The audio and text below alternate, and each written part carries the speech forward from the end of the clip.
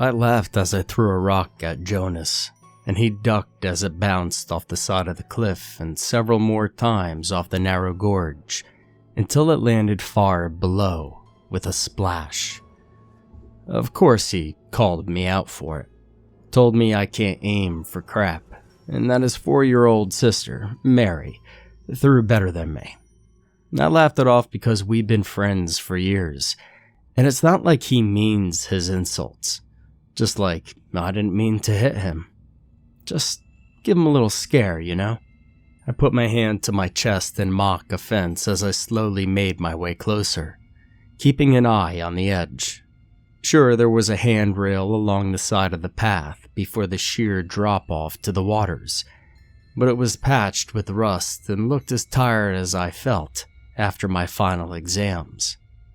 Jonas had been ready to sleep all day too, until I dragged him here. He bitched and moaned, but he realized I wasn't giving up after I prodded him with my foot and threw a beer can at him. I had to get outdoors, and most importantly, I had to get away from campus. Besides, the mountains were just calling me. I mean, was this place well maintained? You know, the park, I mean. God, no. The local budget was bad, but that's part of why I wanted to come here. You see, few people did anymore, preferring the newer, better-kept hiking trails in the other parks. There wasn't even a ranger station here, and there was barely a bathroom.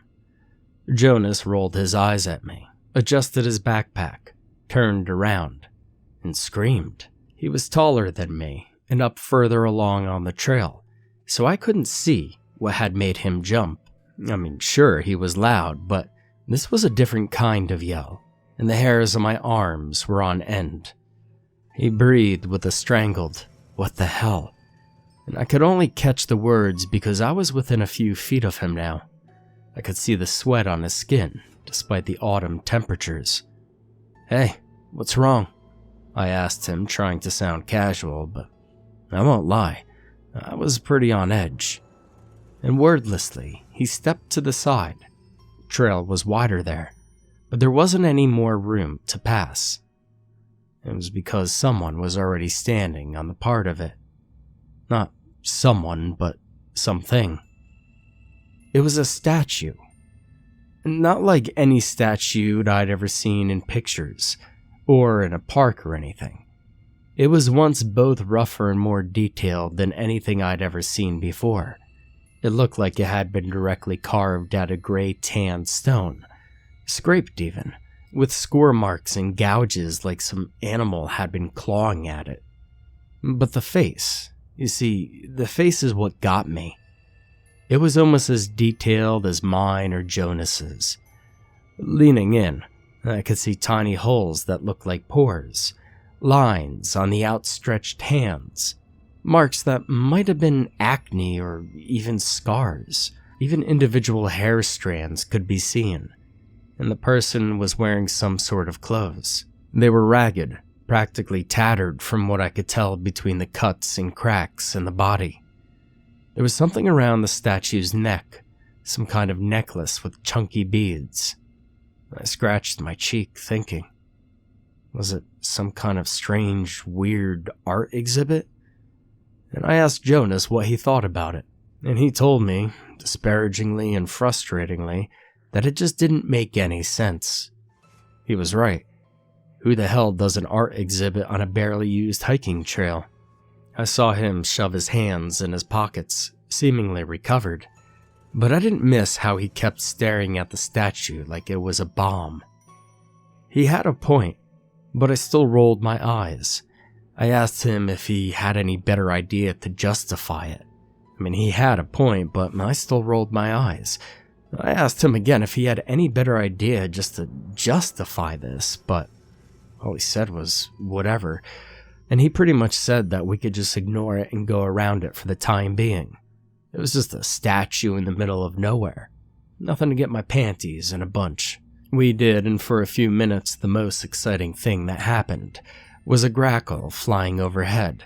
The trail widened further, taking us into the woods and away from the gorge, but still close enough that we could hear the rushing water.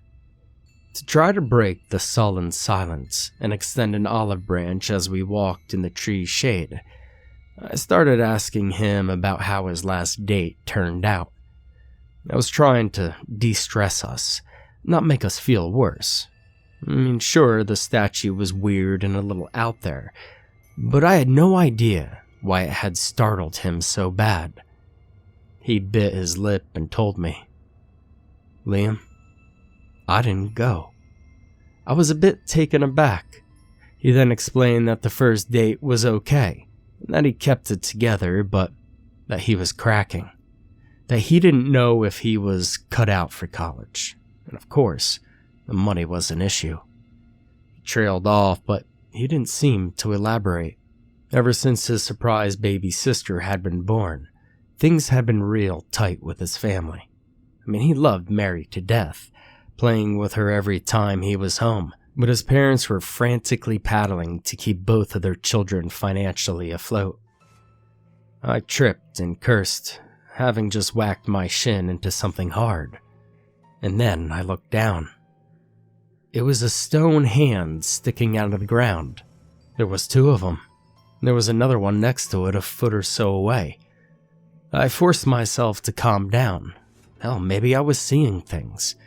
And Jonas stepped over carefully, deliberately, his eyes locked on them. Looking at his face was all the confirmation that I needed. Someone had an absolute shit sense of humor, or was bored as all hell. Plus, this trail barely had anyone walking it, and when the prank happens, it's likely the prankster doesn't even get to see it. I looked around for some hidden cameras. Jonas did the same. Makes more sense than my art exhibit theory. Whoever the prankster was, I hope we didn't meet them. They had rotten vibes and seemed like a real creep. We came out of the wooded section to a more open part of the trail, facing a bridge across the gorge with the water rushing below. And there were 3 more statues waiting for us.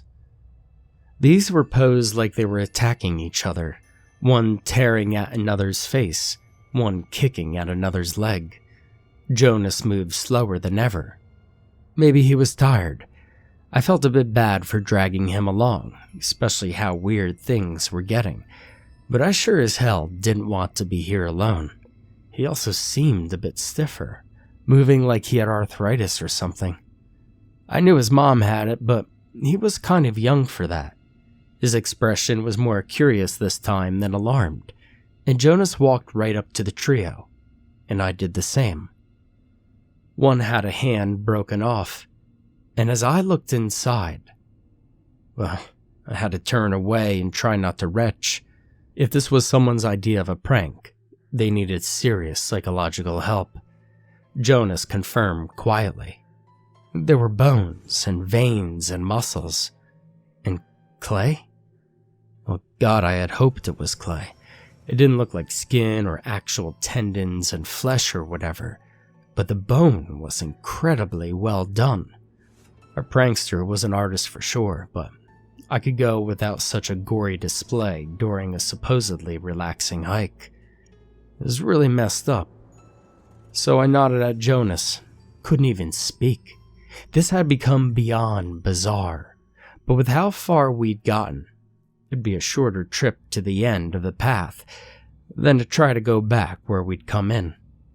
Jonas and I went around the 3 statues, giving them as wide of a berth as we could. I focused on the bridge and its rusty railings, on the water below, just trying to calm my breathing. We'd get out of here, have a great story to tell when we came back to the dorms, and in a week or 2 we'd just be able to laugh it off. But Jonas had stopped in the middle of the bridge. I looked at him impatiently. I couldn't squeeze around him easily. It was too narrow for that, especially wearing my backpack, and I didn't want to get tetanus if I accidentally cut myself on the railing. I had my shot, but you just never know. "That girl," Jonas started, and I replied with a slight, "Yeah?" in a tone that clarified that I just wanted him to get on with it. He told me that the first statue we saw, he had seen before, that the girl had invited him out here. The girl that he went on a first date with, but bailed on the second. I don't know where he was going with that, but I just kept listening. He said that the first statue was wearing her necklace. He said he remembered because he watched her play with it the whole time during their first date when they talked about her family and her future. It was one of the things that turned him off because he didn't see himself having a future. Jonas started talking about how he felt like he was stuck and that his baby sister would have had the chance to do better than he ever could. Saying all this while we're stuck on a shabby, rusted bridge felt like a suicide note to me, and I felt the blood drain from my body. What the hell? I knew he struggled with college, worried about money, but what the hell was all this? He sounded depressed. He also kind of sounded insane, but at least explained why the first statue had gotten him so rattled.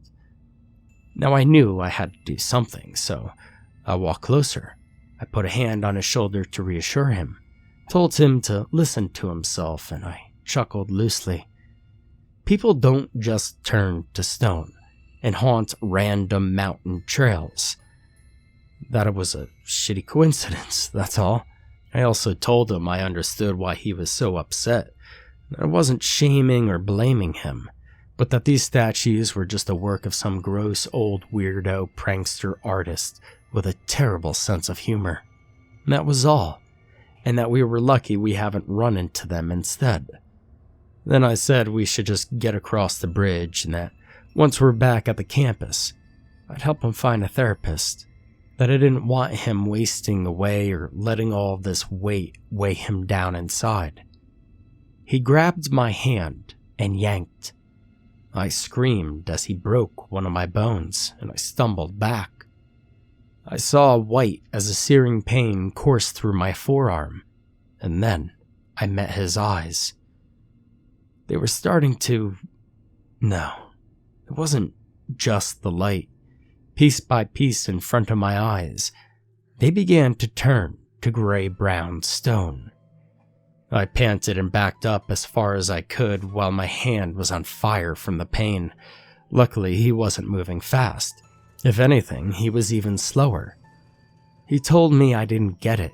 Even his voice started to sound like stones grinding together, like gravel being stepped on. He repeated it. I never got it. Everything was fine for me. Liam, everything has always been fine. And he kept repeating it. Well, I didn't feel fine at that moment. I screamed at him to tell me what the hell was happening with him. He didn't respond, just kept coming for me as I kept backing up. I made it off the other side of the bridge, my eyes never leaving him. My heart pounded. Okay, he was slow. I had to make sure my hand would be fine, but I could make it out of here before him. And maybe he'd become stuck in place like those other statues were. I turned around to see two more statues making their slow way from deeper in the trees on my side as I heard Jonas thudding towards me. I hissed in pain and frustration. I cut through the trees, trying to ignore their gaze, trying not to think about my own finger bones puncturing my skin and leaving an easily tracked trail behind me. I stayed as quiet as I possibly could, avoiding twigs on the ground, brushing against bushes, so that they didn't move. I couldn't see or hear my pursuers anymore, but I knew damn well that didn't mean I was... And then all of a sudden, a statue, only its head, chest, and arms showing, was trying to pull itself from the ground a few feet in front of me. It looked like it had been a man, but this one was far more worn than the others, so it was hard to tell. I ran around it, keeping an eye on it the whole time. Just because some were slow didn't mean they all were. But this one did seem pretty run down, and it turned its head to look at me. And then, in a sad little whimper, it called me a poor boy. And then, in an even harsher and higher voice than Jonas's, it called me a coward for abandoning him. I ignored it and kept running. No shit, I was abandoning him.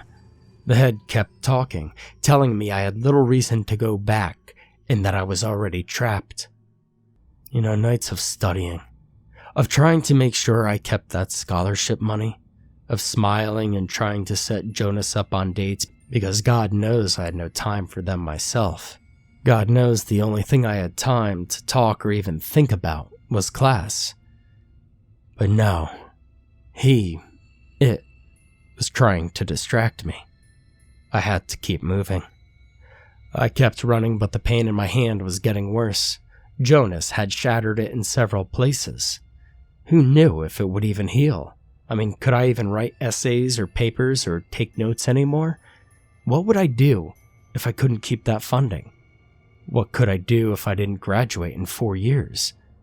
And then, what about the hospital bills?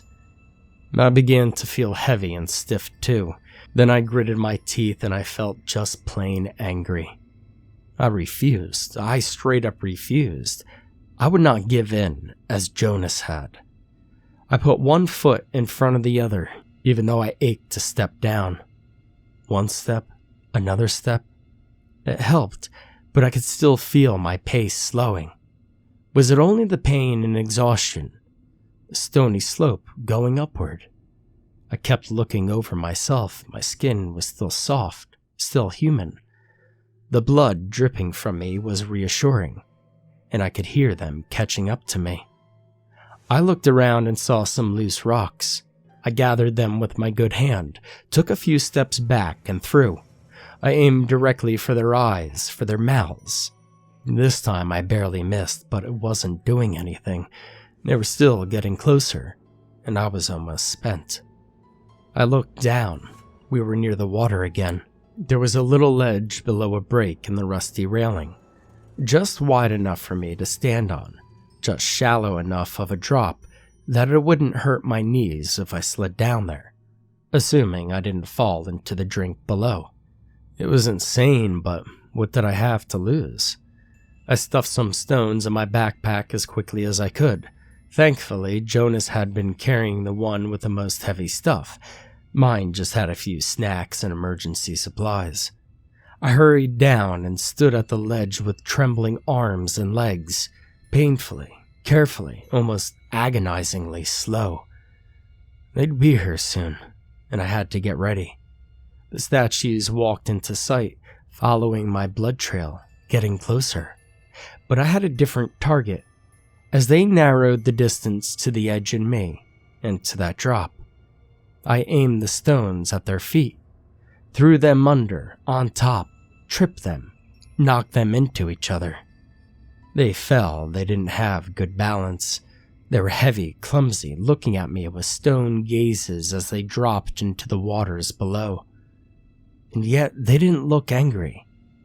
They looked sad. They all seemed as depressed as Jonas had been. However, he wasn't one of the ones who had fallen.